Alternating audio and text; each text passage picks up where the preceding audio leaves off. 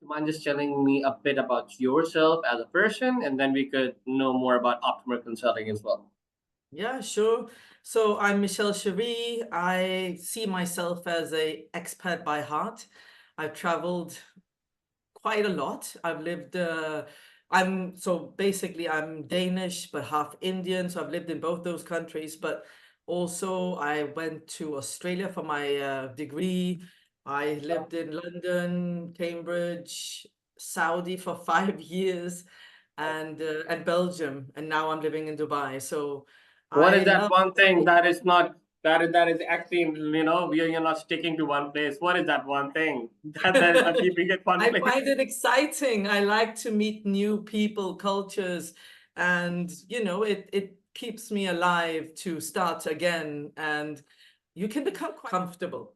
This keeps Hmm. me on my toes. So tell us more about Optimer Consulting. How did it start? What are you doing? Who are you helping and serving? When I came back to Dubai for the second round, I realized that now was the good time to actually start up my consultancy, something I've been thinking about for many, many years, and it's just never been the right time.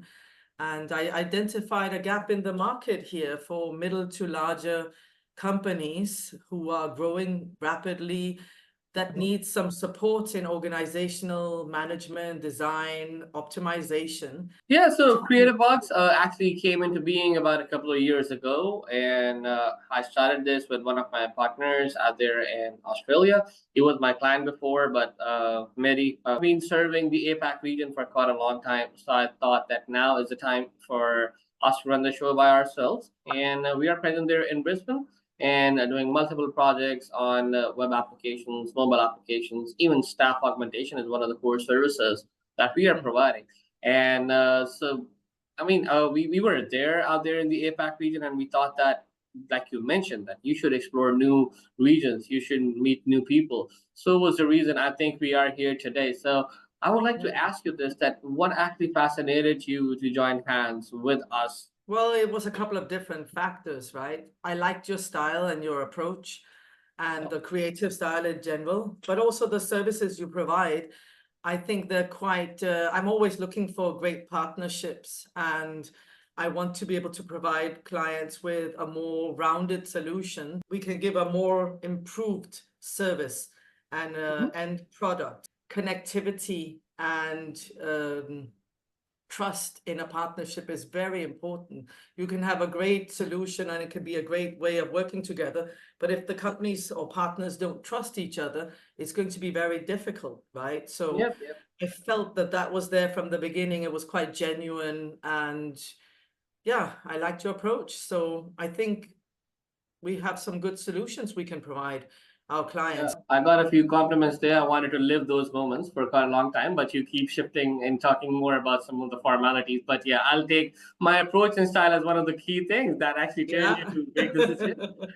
It's very important, right? It makes a Yeah, big difference it to how does. It does. people And see I you. And definitely like to tell all the listeners as well, whoever is listening, it's really, really important that you find out a gap in which you guys can benefit each other. And this is very important. And when it comes to sales, when it comes to doing business across globe, you need to have somebody who is present on ground. So for me, like I mentioned before, that we were doing business in the APAC region, and Gulf region was picking up. And you mentioned that you have worked with a few of the larger projects out there in Dubai, as well as you are working in conversation with the Saudi government as well. So it becomes a lot more easier for me to fly there to Dubai, or even us to go there to Saudi as well, so that we could show our faces and we can yeah, win business. Because at the end of the day, what matters is that people needs trust. Whoever needs to give us business, they actually need to have trust in ourselves that yes, yeah. they exist, they are somewhere. So this is one of the important things that I found. So was the reason I had my sales guys to ask you to get in touch with you.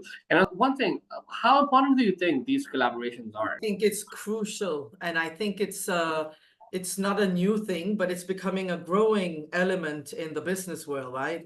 More collaborations where there is symbiotic services, products, solutions, but also that you have different approaches and perspectives. Also for solopreneurs, smaller boutique companies or agencies, you need that network Yeah. around you to support you, to stimulate conversation, ideas, whatever it may be. And I Yeah. find that it's very important for Optima. And we have lots of amazing strategic partnerships in different areas to provide more of a versatile, dynamic solution. And I think you get to learn a lot from brains Yes. working in different capacities. Just because while you working with me, trust me, I'll be at your back. That hey, what's not, what's happening, what's not, because I'm the one who's dealing with the clients and all the Yeah. heat, all the pressure. I'm the one who's Yeah. absorbing that. But it actually comes to a point when you practice patience, when you practice where do you need to get calm, how do you need to manage teams, and while working with multiple people with different backgrounds and reasons, you get to learn a lot. That's what I Mm. think. Mm.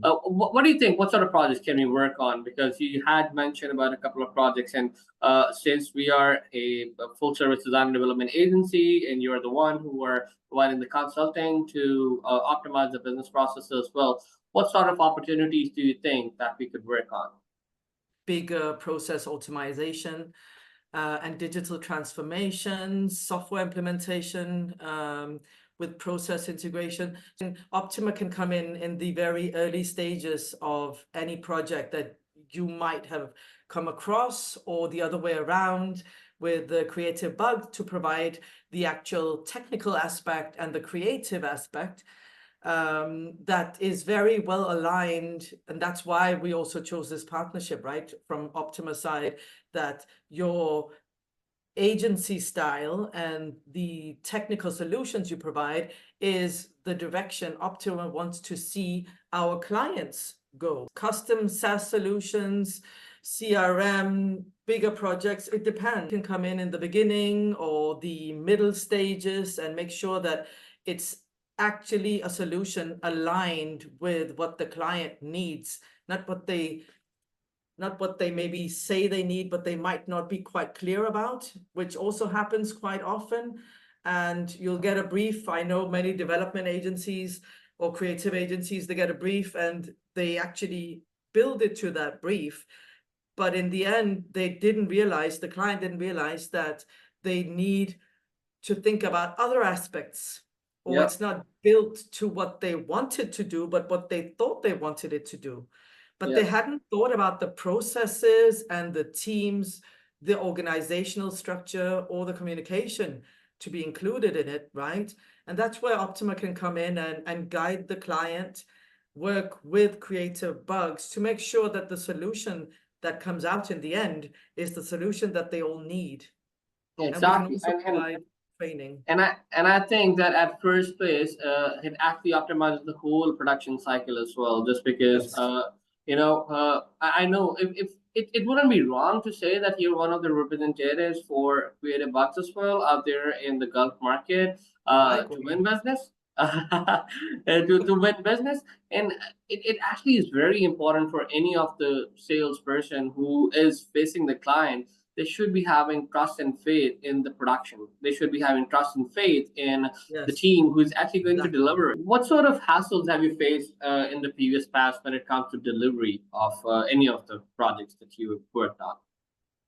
There has been times where different teams expect other teams, if it's a huge corporate, which I've also worked with, implementing major global solutions, where expectations are, and this is also in general between companies and other consultancies, the bigger ones, Yep. expectations are often that the communication is coming from the other party. And Mm-hmm. there are no clear guidelines to how is it going to be communicated, what's going to be communicated, and the training at the end.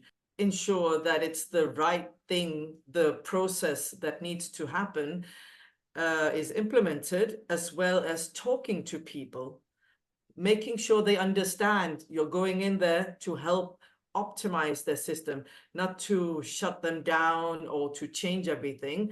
There needs to be an open, transparent communication from the start until the end. And that's also the only way that staff will trust anybody, whether it's from outside or inside the organization, they need to have a trust to make sure that you're actually providing all the details that the other party needs. Very important that we define the roles of each of Yes, the department when it stakeholders, comes yeah. to the production, and we create the boundaries as well, because most of the time what happens is that even if something is not being landed in the grounds of the subject matter experts and they're asked to do that, they feel uncomfortable. And if any of the senior resources, they have actually given out something to the other part of the development department, and they intervene, then the other side wouldn't like that. So we need Yeah, to have the boundaries. We need to rely on each other's strengths, and I think it's really nice when it comes to delivering the project and the delivery of the project. exactly. And I think that this is one of the major things that we will be practicing in our collaboration as well. That respect to the commercials, how important do you think it is to have things in paper, in agreements, for any sort of collaboration and partnership? You're talking about collaboration partnerships, Yeah, not the yeah, yeah. client. It's important to make sure that you have open communication, conversation about what's expected from each party and how you're going to work together. And yes, I think there needs to be a written agreement. It doesn't have to be a 20-page document that's super formal. You can write it in any language that you'd like. And, more of the younger and new startup companies, they would use an informal language, which is fine. It just needs to be clearly defined what is expected and how you would work together. And the exit clause is something which is very important, because what happens is that most of the time, whenever you're collaborating with anyone, you're very much excited that, hey, we're going to do wonders. This is going to happen, that Right. not.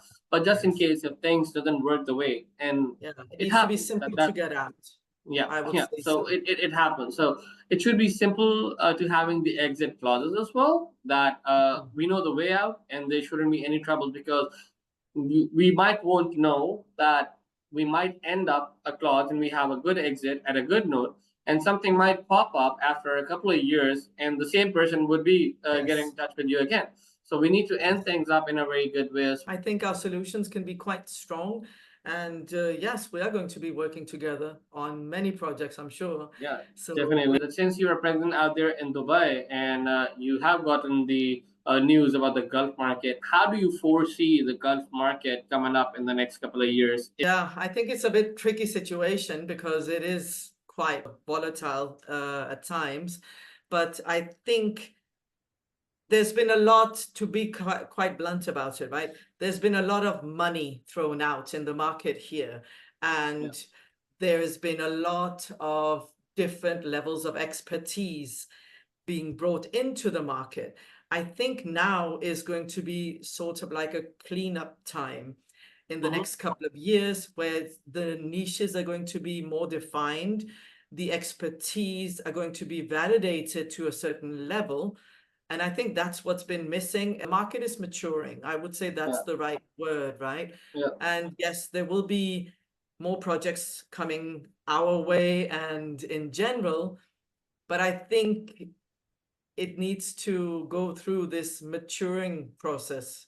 I believe that it would be getting a bit tougher to close a project. However, it would be of great value. It would be more much Yes, related to the corporate sector.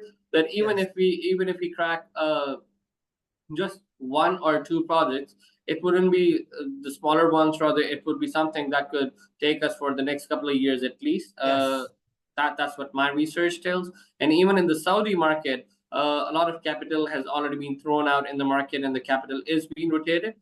Just Yeah, because of NEOM and other projects coming yes. into play, the AI coming into play, machine learning coming into play, automating stuff. So I think this is actually going to give us a very good boom in the coming time. It's going to be more corporate, bigger level projects, which are going to take a longer time. And I think that's also where we want to go. That's where we want to be. Exactly. Exactly. Yeah, With the longer and bigger rewards as well. That's what we're looking at. yeah, yeah, of All course. right. Thank you so Yeah, much for your time, Michael. It was lovely connecting likewise. with you. And Yeah, we will be you too. sharing our experiences and thoughts with everyone. And looking forward to working together and crack a deal real soon. Likewise. Yeah.